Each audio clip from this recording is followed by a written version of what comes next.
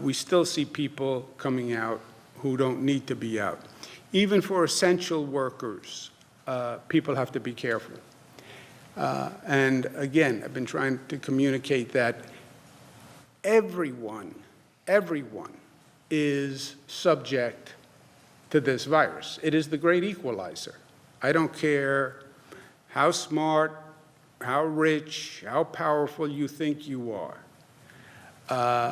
I don't care how young, how old. This virus is the great equalizer. My brother Chris is positive for coronavirus, found out this morning. Now, he is going to be fine. He's young, in good shape, strong, not as strong as he thinks, but he will be fine. But there's a lesson in this. He's an essential worker, member of the press, so he's been out there. If you go out there, the chance that you get infected is very high. I spoke to him this morning, and he's going to be quarantined in his basement at home. He's just worried about his daughter and his kids, that he hopes he didn't get them infected. You don't really know Chris. You know, you see Chris, he has a show on 9 o'clock on CNN. But you just see one dimension, right? You see a person in his job. And in his job, he's combative and he's argumentative and he's pushing people. But that's his job. That's really not who he is. He's a really sweet, beautiful guy. And he's my best friend. My father was always working, so it was always just me and Chris. And he's a lawyer also, Chris. He's a lawyer because growing up, the decision point came to what do you want to do after college? And my father was a very strong personality. And my father basically suggested forcefully to Chris that he should be a lawyer. It was a different time and a different place, you know. Now, my daughters, Cara, who's here, you know, they all follow their individual stars. This is their destiny, which is right. If you had said to my father, I want to follow my individual star, he would say, yeah, you're going to follow your individual star right out that door. You know, that's what he would have said. So Chris went to law school, but he never really had a desire to practice law. He calls me when he's about 26. He's at a law firm. And he said, you know, I don't want to be a lawyer. I said, yeah, I know, but you are now a lawyer. You are. He said, yeah, but I don't want to be a lawyer.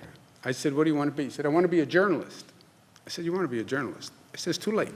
You're a lawyer. You have to pay law school bills. You didn't go to journalism school. It's too late.